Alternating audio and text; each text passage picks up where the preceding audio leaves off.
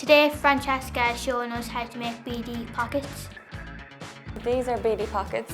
There are some examples that I made. Beady pockets were made by traveller women, and as you can see they're decorated with different buttons and stitches, and they were used to hold important things such as a baby's bottle or money.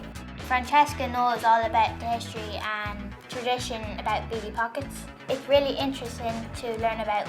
When the women were travelling around, so say like if they met at funerals or if they were passing by camps, they would exchange buttons. So say I cut this button off and I give it to you, Alicia, and then you might cut one off your pocket and give it to me, and we'd sew them on then to our pockets. And that's like as a symbol of friendship, and that's how they remembered each other.